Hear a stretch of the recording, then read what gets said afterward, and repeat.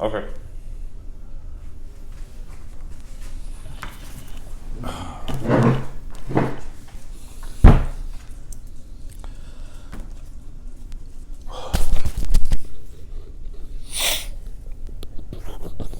Are we live yet? We're live in 3, 2. How's everybody doing tonight? Welcome to another update from the League of Nations. Welcome to Week 2 updates. As you can see, we got the scores up for you guys, so you guys can check out the winners and the losers this week. A lot of teams went 2-0, a lot of teams 0-2 as expected. Some matches to point out: Steamers and Dethroners. Steamers 180, Dethroners 139. It was a good match. Dethroners came out strong. I thought they were going to live up to their name, but I think the Steamers did what everybody thought they were going to do at the end. They came out and they steamrolled the competition like they've been doing for the last 2 seasons. So still a team to watch. Got to be careful with those Steamers. I don't know if they're going to be able to three-peat, but if they do, I think the word dynasty is going to start coming up. All right, what else we got? Another good game, I think. Wookiee of the Year against Silos 19. I mean, Wookiee scored 200 points. You got to mention it. That's the second time that Silos 19 gives up most points in a week. Something's going to happen with that franchise. They're going to have to make some moves. We're going to see if we're going to get the owner over here on a press conference soon. He's been avoiding me. Moving on. And last but not least, got to mention Miles Lives Matter. Another L, 0-2. La Mascarilla pulled one out of his butt by a close one. 144 to 138. Closest game of the season so far.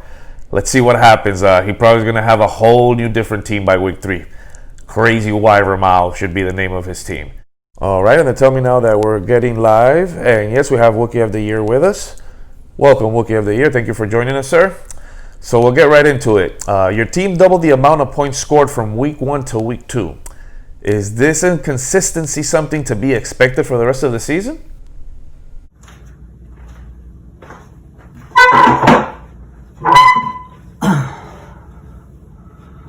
First of all, I would like to give a shout out to the Miami Heat. They truly are a world-class organization. In regards to your question, as we all know, 2020 has been a difficult year for many people, with no OTAs or mini camps or preseason. I felt like my team wasn't ready to play in week 1. That ultimately falls at the top with the front office, and I take full responsibility for that. In week 2, we wanted to change that, and we scored 200 points. And I feel like that is what we're expecting from our team from here on out. Your first year in the league, you went 7-6. Last year, you went 6-5-2. You were one of the teams with 2 ties that messed up the playoff seeding. But that's another topic. Those 2 seasons are mediocre seasons, to say the least, by League of Nations standards. Should we expect more of the same, or is this going to be your breakout season? Mediocrity is not a word we like to use around here in the Wookiees front office. We expect to win every single game that we play. Last couple of seasons, we've dealt with a lot of bad luck. For example, last year, we had our top pick, Devante Adams, go down for most of the season. And I know injuries are part of the game. I know many teams are dealing with that right now. However, we have learned from our mistakes, and we have drafted very, very well this year. We have a deep team, and we are expecting for a long journey into the playoffs. What's your take on TradeGate and the playoff seeding gate? 2 scandals that have rocked the League of Nations. Great question. In regards to TradeGate, I was a witness firsthand when that trade went down in an ale house in South Carolina. I witnessed firsthand the mind fucking that went on that whole weekend. And although at the time I didn't think it was a fair trade, every team does whatever is best for their team. Life is all about choices. Just remember that the Dolphins chose Dante Culpepper before they chose Drew Brees. That's all I have to say about that. In regards to playoff Seedgate, I feel a little responsible because last year I was one win away from avoiding all these technicalities. And if I would have won, all this would have not happened. But again, this is a young league, and I think there were some mistakes made. But I think the commissioner has done a very good job to improve our league. And we continue to move forward with this. Again, we don't look towards the past, we live for the now, and we look towards the future. You're facing Loyal Quarantino this week. What's your game plan for this team? Great question. Quarantino is a very respectable owner, a very respectable opponent this week. I don't always agree with his communication methods, but at the end of the day, he is 2-0. My game plan is to outscore him. My team is built on offense, and that's the plan for the whole season. And it's just to outscore all of my opponents. I cannot worry about Quarantino. All I can do is worry about the Wookiee, and he has woken up. What team or teams do you have your eye on this season? Excellent question.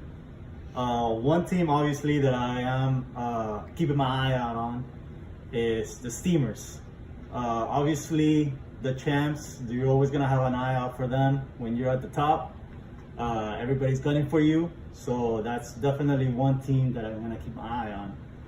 Another very interesting team that I always keep my eye on, and just because the way he works the waiver wire, is Mao Lives Matter. This team is incredible. It could be a completely different team by the end of the year. So it's going to be very interesting to see how different his team looks through the waiver wire and trades. And there you go. That was your week 2 updates. Next week we'll be back with week 3, obviously. And hold on. Oh boy, I hear that we have for the first time on the League of Nations hotline our first caller, our live caller. And yes, it's Mao Lives Matter. Would like to have a quick rebuttal on what Wookiee of the Year had to say about his team. 1 second while we get him live. All right, Mao Lives Matter. Thank you so much for joining us. What's going on? Hello, Commissioner. Just wanted to call and address this concern or interest in the way Miles Life Matters works the waiver wire. I just like to say that it takes years and years of going deep into the playoffs to understand what it takes to get to not 1, not 2, not 3, 4 championships, to make it to 4 championships, to understand how to work the waiver wire. It all depends on where you are in the draft. You know, if you have a great position and you draft well, you don't have to touch the waiver. But as you guys can have learned from our Miami Heat, the 5th seed, it doesn't really matter where you are in the regular season as long as you make a push in the playoffs and make it all the way to the end. So let that be a lesson learned to those who have never, ever made the playoffs. Okay, well said, Mao Lives Matter. We appreciate you calling in. As always, our hotline is open for all owners whenever they want to call in. And I think even though you didn't mention any names there, it was very clear on who you're talking about and who needs to get their waiver action together. There you have it. Mao Lives Matter with some interesting pointers there about the waiver wire and about how people should use it. So thanks again for joining. We'll be back next week with some more and with another press conference. Let's see which team owner will join us for week 3. Have a good night. Good luck this week.